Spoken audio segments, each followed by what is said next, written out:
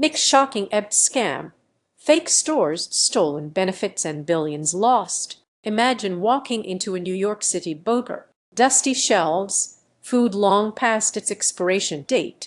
You might just think it's a poorly run store, but an expert is sounding the alarm, revealing a far more sinister truth.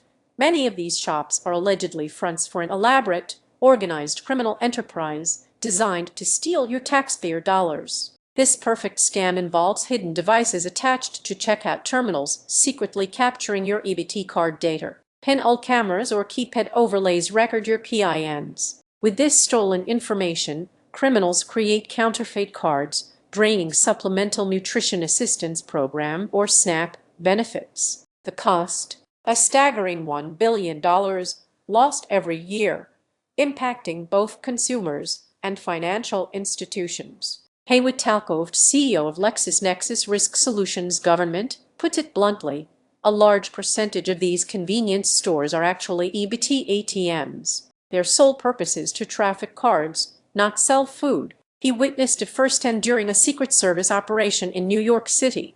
Tuna expired 3 years ago. Pancake syrup 2 years past its date. What struck me, he said, is the industry built around trafficking these EBT cards, taking away money from individuals and their families that actually need it. The Secret Service recently conducted a 3-day operation across Brooklyn, the Bronx, and Queens, uncovering 35 illegal skimming devices and preventing an estimated $36.5 million in fraud. This was just one of their 4 anti-skimming operations in New York City this year alone. Eligible families rely on EBT cards, which function like debit cards, to buy essential food. The Talcove observed multiple stores on the same block, all filled with expired goods. He realized these were legitimate grocery businesses.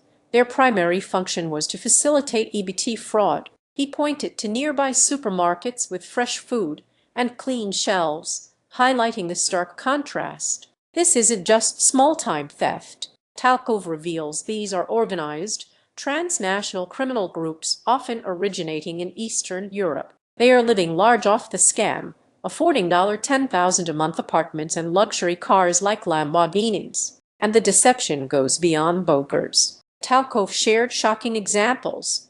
A laundromat pretending to be a store, and even a strip club on the West Coast accepting EBT benefits. He calls it the perfect scam because of weak identity verification, outdated card technology, and limited purchase records. Criminals know they are unlikely to get caught, that the government's money seems endless, and that the SNAP program has fundamental administrative flaws. But the real victims are the vulnerable families who depend on SNAP. Children go hungry because the money intended for their food is diverted.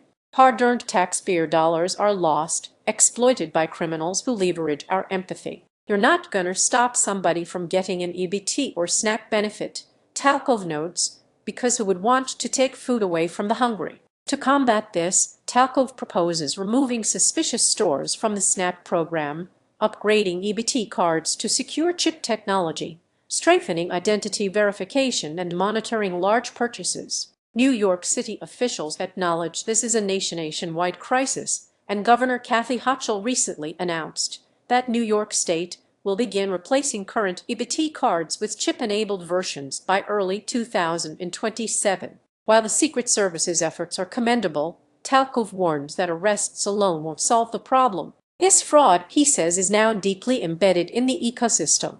Once you see this unconscionable deception, businesses disguised as normal stores but operating as something else entirely, you can't unsee it.